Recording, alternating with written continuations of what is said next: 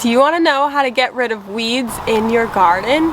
Weeds and gardening, they go hand in hand, but there are tricks that you can do to be able to reduce the amount of weeds in your garden. If you don't put anything down on the surface of your garden, you're gonna get weeds. I'll show you where I have a raised garden bed with nothing on it except for my plants and the soil that they're planted in, and the weeds are coming up like crazy.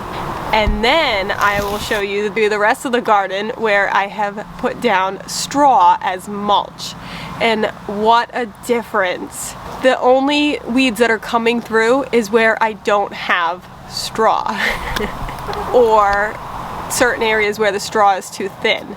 So you want to make sure when you're placing your straw that it's about 3 to 4 inches in height, and that is going to suppress the weeds so that they can't grow through there. What I like about straw is that it does hold on to the moisture, so when you water your garden, that straw hangs on to that moisture and it keeps your plants nice and moist, which is really nice because that means you don't have to water as frequently. I was watering every day, and then I put down the mulch, and now my garden is doing really well having straw for the mulch on top. There are so many benefits to using straw in your garden. It's also a natural product, so it's going to eventually break down and compost into the soil. I was using wood chips before, but it takes so long for those to break down and to actually be utilized by the garden that I do prefer using straw because of the quick breakdown time. For me, wood chip mulch was expensive because I had to purchase it, whereas straw, I was able to get that for free.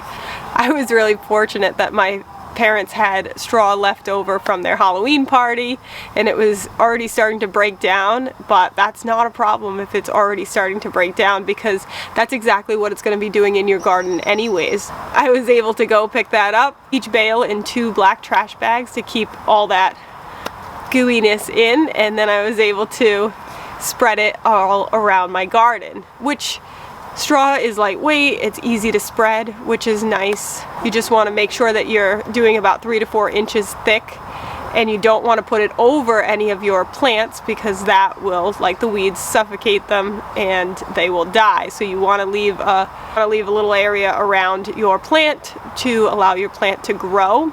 And if you plant any seeds, you definitely don't want to put any of that straw over the seeds because the seeds won't be able to germinate through that straw. So I just recently planted my seed potatoes, and I put straw on each side of the row, but not on top of where I'm expecting the seed potatoes to come out of. I'll show you, come here. So it's right over here. Oh my goodness, look! The potatoes are actually popped through.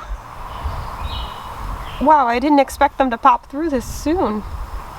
This is one of my favorite parts of gardening, is the surprise of when things do germinate through the soil, and all the work you put into it is actually paying off. So you'll see little bits of weeds that come up because I don't have the straw here, but where I have the straw here nice and thick, there's no weeds. Oh, there's some more. Oh my goodness, look at these over here. Oh my goodness, they're beautiful. And one right here. Get rid of those little weeds. Oh my goodness, here's another one. This is so exciting. Oh my gosh, that was so exciting to actually see my potatoes germinating. We planted quite a few, so I really hope we get lots of potatoes this year. But back to the straw. So the straw, just don't put it over your seeds or new plants.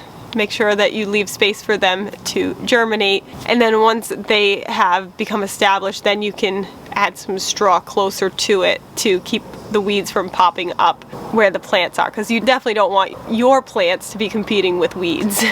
I also really like that straw is going to preserve your topsoil, and when it rains heavily, it's helping prevent all that mud runoff, which is really nice.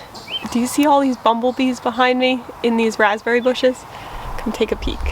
They are hard at work, and we are going to have a lot of raspberries this year.